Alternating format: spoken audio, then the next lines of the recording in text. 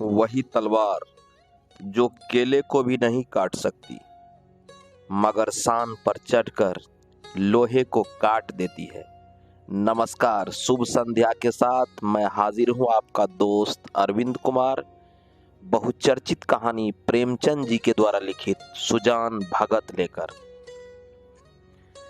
सीधे साधे किसान धन हाथ आते ही धर्म और कृति की ओर झुकते हैं। दिव्य समाज की भांति वे पहले अपने भोग विलास की ओर नहीं दौड़ते। सुजान की खेती में कई साल से कंचन बरस रहा था। मेहनत तो गांव के सभी किसान करते थे, पर सुजान के चंद्रमा बली थे। उसर में भी दाना छींट आता तो कुछ न कुछ पैदा हो ही जाता था। 3 वर्ष लगातार ऊख लगती गई। उधर गुड़ का भाव तेज था। कोई 2-2.5 हजार हाथ में आ गए। बस चित्त की वृत्ति धर्म की ओर झुक पड़ी। साधु संतों का आदर सत्कार होने लगा। द्वार पर धुनी जलने लगी। कानून को इलाके में आते तो सुजान महतो के चौपाल में ठहरते। हल्के के हेड कांस्टेबल, थानेदार, शिक्षा विभाग के अफसर एक न एक उस चौपाल में परा ही रहता। महतो मारे खुशी के फूले न समाते। धन्य भाग, उसके द्वार पर अब इतने बड़े बड़े हाकिम आकर ठहरते हैं। जिन हाकिमों के सामने उसका मुंह न खुलता था, उन्हीं की अब महतो महतो करते जबान सूखती थी। कभी कभी भजन भाव हो जाता। एक महात्मा ने डोल अच्छा देखा तो गांव में आसन जमा दिया। गांजे और चरस की बहार उड़ने लगी। एक ढोलक आई, मंजीरे मंगाए गए, सत्संग होने लगा। यह सब सुजान के दम का जुलूस था। घर में शेरों दूध होता, मगर सुजान के कंठ तले एक बूंद भी जाने की कसम थी। कभी हाकिम लोग चखते, कभी महात्मा लोग। किसान को दूध घी से क्या मतलब, उसे रोटी और साग चाहिए। सुजान की नम्रता का अब वारा पार न था। सबके सामने सिर झुकाए रहता। कहीं लोग यह न कहने लगे कि धन पाकर इसे घमंड हो गया है। गांव में कुल 3 कुएं थे। बहुत से खेतों में पानी न पहुंचता था। खेती मारी जाती थी। सुजान ने एक पक्का कुआं बनवा दिया। कुएं का विवाह हुआ, यज्ञ हुआ, ब्रह्मभोज हुआ। जिस दिन पहली बार पूर चला, सुजान को मानो चारों पदार्थ मिल गए। जो काम गांव में किसी ने न किया था, वह बाप दादा के पुण्य प्रताप से सुजान ने कर दिखाया। एक दिन गांव में गया के यात्री आकर ठहरे। सुजान ही के द्वार पर उनका भोजन बना। सुजान के मन में भी गया जाने की बहुत इच्छा थी। वह अच्छा अवसर देखकर गया जाने को तैयार हो गया। उसकी स्त्री बुलाकी ने कहा, अभी रहने दो, अगले साल चलेंगे। सुजान ने गंभीर भाव से कहा, अगले साल क्या होगा, कौन जानता है। धर्म के काम में मीन मेख निकालना अच्छा नहीं है। जिंदगानी का क्या भरोसा। बुलाकी, हाथ खाली हो जाएगा। सुजान, भगवान की इच्छा होगी तो फिर रुपए हो जाएंगे। उनके यहाँ किस बात की कमी है। बुलाकी इसका क्या जवाब देती। सत्य कार्य में बाधा डालकर अपनी मुक्ति क्यों बिगाड़ती। प्रातः काल स्त्री और पुरुष गया चलने के लिए तैयार हो गए। वहां से लौटे तो यज्ञ और ब्रह्मभोज भी हुआ। सारी बिरादरी निमंत्रित हुई। 11 गांवों में सुपारी बटी। इस धूमधाम से कार्य हुआ कि चारों ओर वाह वाह मच गई। सब यही कहते थे कि भगवान धन दे तो दिल भी ऐसा दे। घमंड तो छू नहीं गया। अपने हाथ से पत्तल उठाता फिरता था। कुल का नाम जगा दिया। बेटा हो तो ऐसा हो, बाप मरा तो घर में भुजी भांग भी नहीं थी। अब लक्ष्मी घुटने तोड़ कर आ बैठी है। एक द्वेषी ने कहा, कहीं गड़ा हुआ धन पा गया है। इस पर चारों ओर से उस पर बौछारें पड़ने लगी। हाँ, तुम्हारे बाप दादा जो खजाना छोड़ गए थे, यही उसके हाथ लग गया है। अरे भैया, यह धर्म की कमाई है। तुम भी तो छाती फाड़ कर काम करते हो, मगर तुम्हारे खेत में ऐसी ऊख लगती है क्या? भगवान आदमी का दिल देखते हैं, जो खर्च करता है उसी को देते हैं। सुजान महतो सुजान भगत हो गए। भक्तों के आचार विचार कुछ और होते हैं। वह बिना स्नान किए कुछ नहीं खाता। गंगा जी अगर घर से दूर हो और वह रोज स्नान करके दोपहर तक घर न लौट सकता हो, तो पर्वों के दिन तो उसे अवश्य ही नहाना चाहिए। भजन भाव उसके घर अवश्य होना चाहिए। पूजा अर्चना उसके लिए अनिवार्य है। खान पान में भी उसे बहुत विचार रखना पड़ता है। सबसे बड़ी बात यह है कि झूठ का त्याग करना पड़ता है। भगत झूठ नहीं बोल सकता। साधारण मनुष्य को अगर झूठ का दंड एक मिले, तो भगत को 1,00,000 से कम नहीं मिल सकता। अज्ञान की अवस्था में कितने ही अपराध क्षम्य हो जाते हैं। ज्ञानी के लिए क्षमा नहीं है, प्रायश्चित नहीं है। यदि है तो बहुत ही कठिन। सुजान को भी अब भक्तों की मर्यादा को निभाना पड़ा। अब तक उसका जीवन मजूर का जीवन था। उसका कोई आदर्श, कोई मर्यादा उसके सामने न थी। अब उसके जीवन में विचार का उदय हुआ, जहां का मार्ग कांटों से भरा हुआ है। स्वार्थ सेवा ही पहले उसके जीवन का लक्ष्य था। इसी कांटों से वह परिस्थितियों को तौलता था। वह अब उन्हें औचित्य के कांटों पर तौलने लगा। यों कहें कि जड़ जगत से निकलकर उसने चेतना जगत में प्रवेश किया।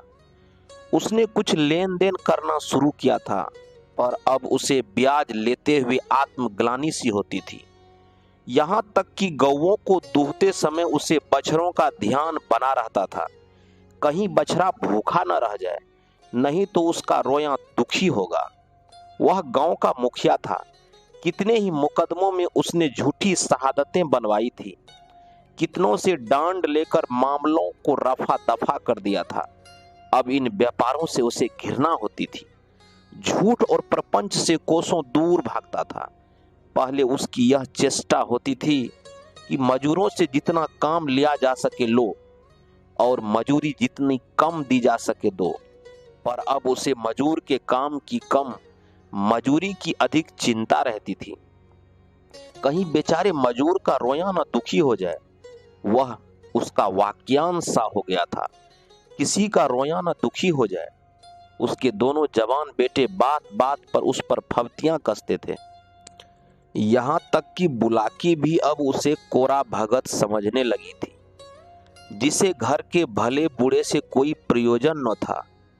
चेतन जगत में आकर सुजान भगत कोड़े भगत रह गए। सुजान के हाथों से धीरे धीरे अधिकार छीने जाने लगे। किस खेत में क्या बोना है, किसको क्या देना है, किससे क्या लेना है, किस भाव क्या चीज बिकेगी, ऐसी ऐसी महत्वपूर्ण बातों में भी भगत जी की सलाह न ली जाती थी। भगत के पास कोई जाने ही न पाता। दोनों लड़के या स्वयं बुलाकी दूर ही से मामला तय कर लिया करती। गांव भर में सुजान का मान सम्मान बढ़ता था, अपने घर में घटता था। लड़के उसका सत्कार अब बहुत करते। हाथ से चारपाई उठाते देख लपक कर खुद उठा लाते। चीलम न भरने देते। यहाँ तक कि उनकी धोती छांटने के लिए भी आग्रह करते थे, मगर अधिकार उसके हाथ में न था। वह अब घर का स्वामी नहीं, मंदिर का देवता था। एक दिन बुलाकी ओखली में दाल छांट रही थी। एक भिखमंगा द्वार पर आकर चिल्लाने लगा। बुलाकी ने सोचा, दाल छांट लूं तो उसे कुछ दे दूं। इतने में बड़ा लड़का भोला आकर बोला, अम्मा, एक महात्मा द्वार पर खड़े गला फाड़ रहे हैं, कुछ दे दो ना, नहीं तो उनका रोया दुखी हो जाएगा। बुलाकी ने उपेक्षा के भाव से कहा, भगत के पांव में क्या मेहंदी लगी है? क्यों, वो खुद क्यों नहीं कुछ दे देते? क्या मेरे 4 हाथ हैं? किस किस का रोया सुखी करूं? दिन भर तो तांता लगा रहता है। भोला, चौपट करने पर लगे हुए हैं और क्या। अभी महगो अनाज देने आया था, हिसाब से 7 मन हुए, तौला तो 6.25 मन ही निकले। मैंने कहा 10 सेर और ला दो, तो पिताजी बैठे बैठे कहते हैं, अब इतनी दूर कहाँ जाएगा, भरपाई लिख दो, नहीं तो उसका रोया दुखी होगा। मैंने भरपाई नहीं लिखी, 10 शेर बाकी लिख दी। बुलाकी, बहुत अच्छा किया तुमने, बकने दो उसे। 10-5 दफे मुंह की खा जाएंगे तो आप ही बोलना छोड़ देंगे। बोला, दिन भर एक न एक खुचर निकालते रहते हैं। 100 दफे कह दिया कि तुम घर गृहस्थी के मामले में ना बोला करो, पर इनसे बिना बोले रहा ही नहीं जाता। बुलाकी, मैं जानती हूं इनका यह हाल होगा, तो गुरु मंत्र न लेने देती। बोला, भगत क्या हुए कि दिन दुनिया दोनों से गए, सारा दिन पूजा पाठ में ही लगे रहते हैं। अभी ऐसे बूढ़े तो नहीं हो गए कि कोई काम ही न कर सके। बुलाकी ने आपत्ति की। बोला, यह तुम्हारा कुन्याय है, फावड़ा कुदाल अब उनसे नहीं हो सकता, लेकिन कुछ न कुछ तो करते ही रहते हैं। बैलों को सानी पानी देते हैं, गाय धोते हैं, और भी तो कुछ न कुछ तो करते ही रहते हैं। भिक्षुक अभी तक खड़ा चिल्ला रहा था। सुजान ने जब घर में से किसी को कुछ लाते न देखा तो उठकर अंदर गया और कठोर स्वर में बोला, तुम लोगों को कुछ सुनाई नहीं देता है क्या? द्वार पर घंटों से भिखारी भीख मांग रहा है। अपना काम तो दिन भर करना ही है, एक क्षण भगवान का भी तो काम क्या करो। बुलाकी, तुम तो भगवान का काम करने को बैठे ही हो, क्या घर भर भगवान ही का काम करेंगे?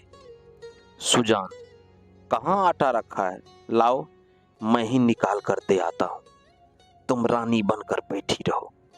बुलाकी, आटा मैंने मर कर पीसा है, अनाज दे दो। ऐसे मुर्चिरों के लिए पहर रात से उठकर चक्की नहीं चलाती हूं। सुजान भंडार घर में गए और एक छोटी सी छाबड़ी को जौ से भरे हुए निकले। जौ शेर भर से कम न था। सुजान ने जानबूझकर केवल बुलाकी भोला को चिढ़ाने के लिए भिक्षा परंपरा का उल्लंघन किया था। इस पर भी यह दिखाने के लिए कि छबड़ी में बहुत ज्यादा जौ नहीं है, वह उसे चुटकी से पकड़े हुए थे। चुटकी इतनी बोझ न संभाल सकती थी, हाथ कांप रहा था। एक क्षण विलंब होने से छबड़ी के हाथ से छूटकर गिर पड़ने की संभावना थी, इसलिए वह जल्दी से बाहर निकल जाना चाहते थे। सहसा भोला ने छबड़ी उनके हाथ से छीन ली और त्योरियां बदलकर बोला, फ्री का माल नहीं है जो लुटाते चले हो, छाती फाड़ फाड़ कर काम करते हैं तब दाना घर में आता है। सुजान ने खिसिया कर कहा, मैं भी तो बैठा नहीं रहता। भोला, भीख भीख की तरह दी जाती है, लुटाई नहीं जाती। हम तो एक बेला खाकर दिन काटते हैं कि पति पानी बना रहे, और तुम्हें लुटाने की पड़ी है। तुम्हें क्या मालूम कि घर में क्या हो रहा है? सुजान ने इसका कोई जवाब न दिया। बाहर आकर भिखारी से कह दिया, बाबा इस समय जाओ, किसी का हाथ खाली नहीं है, और पेड़ के नीचे बैठकर विचारों में मग्न हो गया। अपने ही घर में उसका यह अनादर। अभी वह अपाहिज नहीं है, हाथ पांव थके नहीं है, घर का कुछ न कुछ काम करता ही रहता है, उस पर यह अनादर। उसी ने घर बनाया, यह सारी विभूति उसी के श्रम का फल है, पर अब इस घर पर उसका कोई अधिकार नहीं रहा। अब वह द्वार का कुत्ता है, परा रहे और घर वाले जो रूखा सूखा दे दें वही खाकर पेट भर लिया करे। ऐसे जीवन को धिक्कार है। सुजान ऐसे घर में नहीं रह सकता। संध्या हो गई थी। भोला का छोटा भाई शंकर नारियल भरकर लाया। सुजान ने नारियल दीवार से टिका कर रख दिया। धीरे धीरे तंबाकू जल गया। जरा देर में भोला ने द्वार पर चारपाई डाल दी। सुजान पैर के नीचे से न उठा। कुछ देर और गुजरी, भोजन तैयार हुआ। भोला बुलाने आया। सुजान ने कहा, भूख नहीं है। बहुत मनावर करने पर भी न उठा। तब बुलाकी ने आकर कहा, खाना क्यों नहीं खाते? जी तो अच्छा है ना? सुजान को सबसे अधिक क्रोध बुलाकी ही पर था। यह भी लड़कों के साथ है। यह बैठी देखती रही और भोला ने मेरे हाथ से अनाज छीन लिया। इसके मुंह से इतना भी न निकला कि ले जाते हैं तो ले जाने दो। लड़कों को न मालूम हो कि मैंने कितनी श्रम से यह गृहस्थी जोड़ी है, पर यह तो जानती है दिन को दिन और रात को रात नहीं समझा। भादों की अंधेरी रात में मरैया लगा के ज्वार की रखवाली करता था। जेठ बैसाख की दोपहरी में भी दम न लेता था। और अब मेरा घर पर इतना भी अधिकार नहीं कि भीख तक किसी को दे सकूं। माना कि भीख इतनी नहीं दी जाती, लेकिन इनको तो चुप रहना चाहिए था। चाहे मैं घर में आग ही क्यों न लगा देता, कानून से भी तो मेरा कुछ होता है। मैं अपना हिस्सा नहीं खाता, दूसरे को खिला देता हूं। इसमें किसी के बाप का क्या जाता है। अब इस वक्त मनाने आई है, इसे मैंने फूल की छड़ी से भी कभी नहीं छुआ। नहीं तो गांव में ऐसी कौन औरत है जिसके पति ने उसे लात न दिया हो, कभी कड़ी निगाह से देखा न हो। रुपए पैसे लेना देना सब इसी के हाथ में दे रखा था। अब रुपए जमा कर लिए हैं तो मुझी से घमंड करती है। अब इसे बेटे प्यारे हैं, मैं तो निखट्टू हूं, लुटाऊ हूं, घर फूकू हूं, घोंघा हूं। मेरी इसे क्या परवाह। तब लड़के न थे, जब बीमार पड़ी थी मैं गोद में उठाकर इसे डॉक्टर के पास ले गया था। आज इसके बेटे हैं और यह उसकी मां है। मैं तो बाहर का आदमी हूं, मुझसे घर वालों को क्या मतलब। बोला, अब खा पी कर क्या करूंगा। हल जोतने से रहा, कुदाली चलाने से रहा, मुझे खिलाकर दाने को क्यों खराब करोगी। रख दो, तुम्हारे बेटे दूसरी बार खाएंगे। बोला कि तुम तो जरा सी बात पर तिनक जाते हो। सच कहा है, बुढ़ापे में आदमी की बुद्धि मारी जाती है। भोला ने इतना ही तो कहा था कि इतनी भीख मत दो, और तो कुछ नहीं बोला उसने। सुजान, हाँ, बेचारा इतना कहकर रह गया। तुम्हें तो मजा आया ना। तुम्हें तो तब और मजा आता जब वो मुझे 2-4 डंडे लगाता। क्यों, अगर यही अभिलाषा है तो पूरी कर लो। भोला खा चुका होगा, बुला लाओ। नहीं, भोला को क्यों नहीं बुलाती।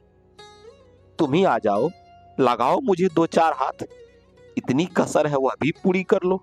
बोला कि हाँ, और क्या, यही तो नारी की धर्म ही है। अपने भाग सराहो कि मुझ जैसी सीधी औरत पाली। जिस बल चाहते हो बिठाते हो।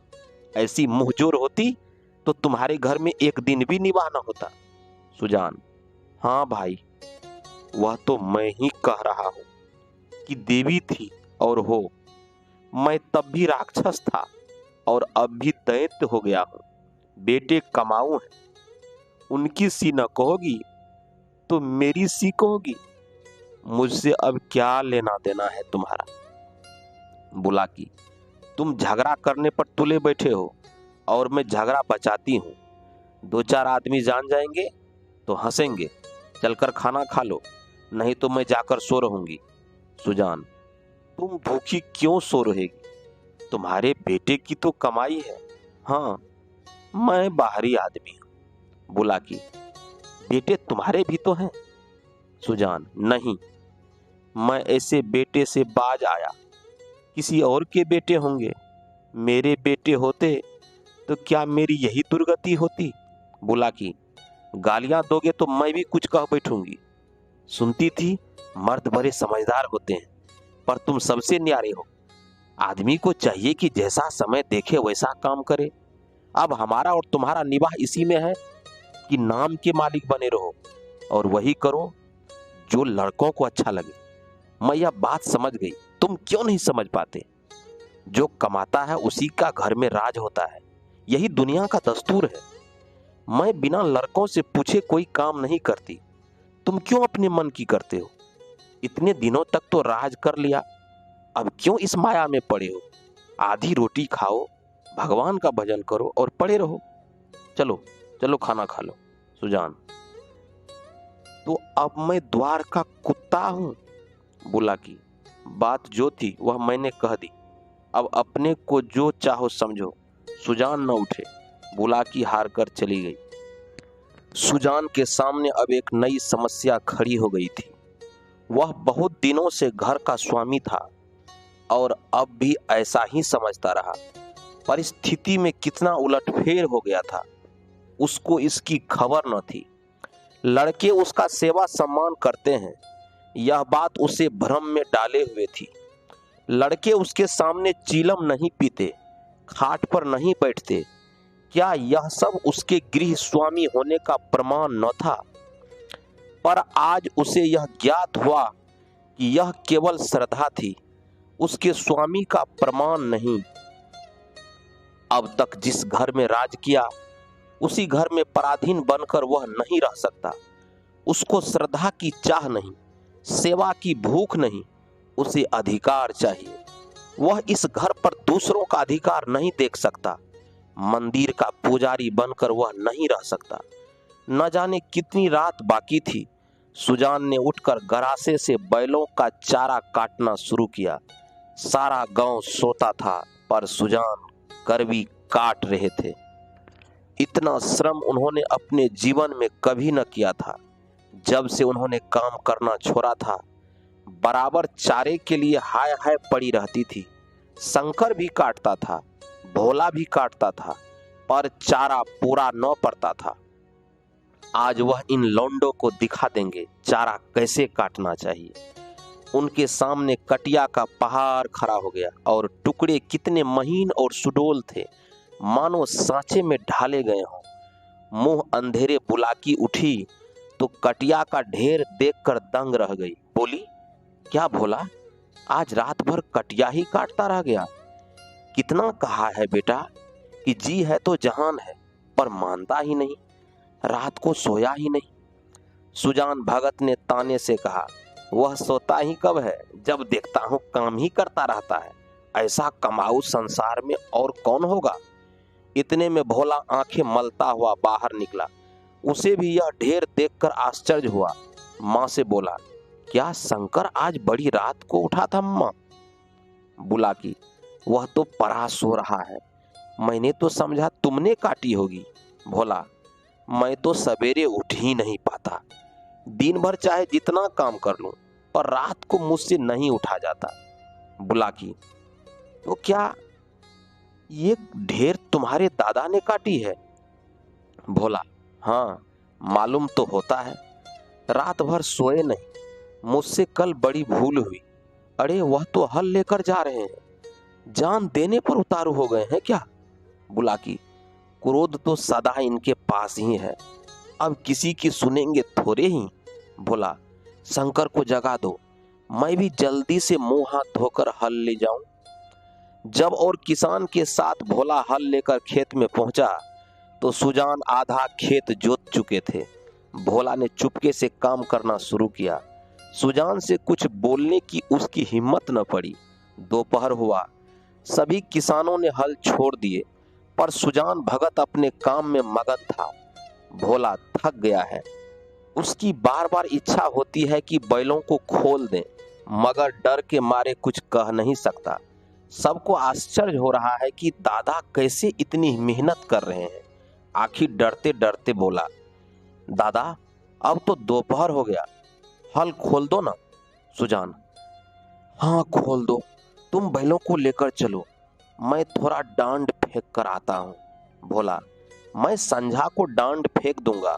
सुजान, तुम क्या फेंक दोगे, देखते नहीं हो खेत कटोरे की तरह गहरा हो गया है, तभी तो बीच में पानी जम जाता है। इस खेत में 20 मन का बीघा होता था, तुम लोगों ने तो इसका सत्यानाश कर दिया। बैल खोल दिए गए। भोला बैलों को लेकर घर चला, पर सुजान डांड फेंकते रहे। आध घंटे के बाद डांड फेंककर वह घर आए, मगर तान का नाम न था। नहा खाकर आराम करने के बदले उन्होंने बैलों को सहलाना शुरू किया। उनकी पीठ पर हाथ फेरा, उनके पैर मले, पूंछ सहलाई। बैलों की पूंछें खड़ी थी। सुजान की गोद में सिर रखे उन्हें अकथनीय सुख मिल रहा था। बहुत दिनों के बाद आज उन्हें यह आनंद प्राप्त हुआ था। उनकी आंखों में कृतज्ञता भरी हुई थी, मानो वे कह रहे थे, अब तुम्हारे साथ रात दिन काम करने को तैयार हूं। अन्य कृषकों की भांति भोला अभी कमर सीधी कर रहा था कि सुजान ने फिर हल उठाया और खेत की ओर चले। दोनों बैल उमंग से भरे दौड़े चले जाते थे, मानो उन्हें स्वयं खेत में पहुंचने की जल्दी थी। भोला ने मरैया में लेटे लेटे पिता को हल लिए जाते देखा, पर उठ न सका। उसकी हिम्मत छूट गई। उसने कभी इतना परिश्रम न किया था। उसे बनी बनाई गृहस्थी मिल गई थी, उसे ज्यों त्यों चला रहा था। इन दामों वह घर का स्वामी बनने का इच्छुक न था। जवान आदमी को 20 धंधे होते हैं, हंसने बोलने के लिए, गाने बजाने के लिए भी तो कुछ समय चाहिए। पड़ोस के गांव में दंगल हो रहा है, जवान आदमी कैसे अपने को वहां जाने से रोकेगा? किसी गांव में बारात आई है, नाच गान हो रहा है, जवान आदमी क्यों उसके आनंद से वंचित रह सकता है? वृद्ध जनों के लिए ये बाधाएं नहीं, उन्हें न नाच गाने से मतलब, न खेल तमाशे से गरज, केवल अपने काम से काम। बुलाकी ने कहा, भोला, तुम्हारे पिताजी तो हल लेकर चले गए। भोला, जाने दो अम्मा, मुझसे यह काम सब नहीं हो सकता। सुजान भगत के इस नवीन उत्साह पर गांव की टिकाएं हुई। लोगों ने फब्तियां कसी कि निकल गई साड़ी भगत गिरी। मगर भगत जी के द्वार पर अब फिर साधु संत आसन जमाने लगे। उनका आदर सम्मान होना शुरू हो गया। अब की उसकी खेती ने सोना उगल दिया है। बखारी में अनाज रखने की जगह नहीं मिलती। जिस खेत में 5 मन मुश्किल से होता था, उसी खेत में अब की बार 10 मन की उपज हुई है। चैत का महीना था, खलिहानों में सतजुग का राज था। जगह जगह अनाज के ढेर लगे हुए थे। यही समय है जब किसानों को भी थोड़ी देर के लिए अपना जीवन सफल मालूम होता है, जब गर्व से उनका हृदय उछलने लगता है। सुजान भगत टोकरे में अनाज भर भर कर देते थे और दोनों लड़के टोकरे लेकर घर में अनाज रख आते थे। कितने ही भाट और भिक्षुक भगत जी को घेरे हुए थे। उनमें वह भिक्षुक भी था जो आज से 8 महीने पहले भगत के द्वार से निराश लौटकर चला गया था। सहसा भगत ने उस भिक्षुक से पूछा, क्यों बाबा, आज कहां कहां चक्कर लगा आए हो? भिक्षुक, अभी तो कहीं नहीं गया भगत जी, पहले तुम्हारे ही पास आया हूं। भगत, अच्छा, तुम्हारे सामने यह ढेर है, इसमें से जितना अनाज उठाकर ले जाना है ले जाओ। भिक्षुक ने क्षुब्ध नेत्रों से ढेर को देखकर कहा, जितना अपने हाथ से उठाकर दे दोगे उतना ही लूंगा। भगत, नहीं बाबा, तुमसे जितना उठ सके उठा लो। भिक्षुक के पास एक चादर थी, उसने कोई 10 सेर अनाज उसमें भरा और उठाने लगा। संकोच के मारे और अधिक भरने का उसे साहस न हुआ। भगत उसके मन का भाव समझकर आश्वासन देते हुए बोले, बस इतना तो एक बच्चा भी उठा ले जाएगा। भिक्षुक ने भोला की और संदिग्ध नेत्रों से देखकर कहा, मेरे लिए इतना ही बहुत है। भगत, नहीं, तुम संकुचाते हो, अभी और भरो। भिक्षुक ने एक पसेरी अनाज और भरा और फिर भोला की ओर सशंक दृष्टि से देखने लगा। भगत, उसकी ओर क्या देखते हो बाबा जी, मैं जो कहता हूं वह करो, तुमसे जितना उठाया जा सके उठा लो। भिक्षुक डर रहा था कि कहीं उसने अनाज भर लिया और भोला ने गठरी न उठाने दी तो कितनी भद्दी बात होगी और भिक्षुकों को हंसने का अवसर मिल जाएगा। सब यही कहेंगे कि भिक्षुक कितना लोभी है, उसे और अनाज भरने की हिम्मत नहीं पड़ी। तब सुजान भगत ने चादर लेकर उसमें अनाज भरा और गठरी बांधकर बोले, इसे उठा ले जाओ। भिक्षुक, बाबा, इतना मुझसे उठ न सकेगा। भगत, अरे इतना भी न उठ सकेगा, बहुत होगा तो मन भर होगा, भला जोर तो लगाओ, देखूं उठा सकते हो या नहीं। भिक्षुक ने गठरी को आजमाया, भारी थी, जगह से हिली भी नहीं। बोला, भगत जी, यह मुझसे न उठ सकेगी।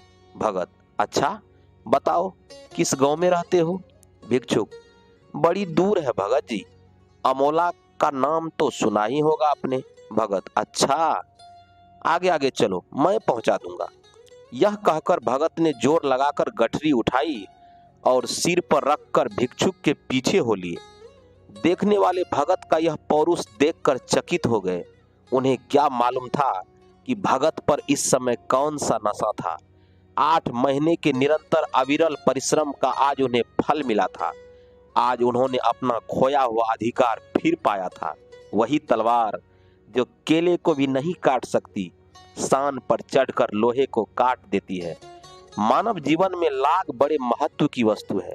जिसमें लाग है वह बूढ़ा भी हो तो जवान है, जिसमें लाग नहीं, गैरत नहीं, वह जवान भी मृतक है। सुजान भगत में लाग थी और उसी ने उन्हें अमानुषीय बल प्रदान कर दिया था। चलते समय उसने भोला की ओर स्वगर्व नेत्रों से देखा और बोले, ये भाट और भिक्षु खड़े हैं, कोई खाली हाथ न लौटने पाए। भोला सिर झुकाए खड़ा था, उसे कुछ बोलने का हौसला न हुआ। वृद्ध पिता ने उसे परास्त कर दिया था। अभी आप सुन रहे थे प्रेमचंद जी की बहुचर्चित रचना सुजान भगत। कहानी का वाचन आपका ही दोस्त अरविंद कुमार भरगामा अररिया का था। कहानी अच्छी लगे, वाचन अच्छी लगे तो लाइक करें, कमेंट करें और हाँ, चैनल को सब्सक्राइब करना न भूलें ताकि मैं आपकी सेवा में इसी तरह की साहित्यिक रचना लेकर आता रहूं। मिलते हैं अगले वीडियो में, तब तक के लिए लेते हैं इजाज़त। टेक केयर, बाय, अपना ख्याल रखें, शुभ रात्रि।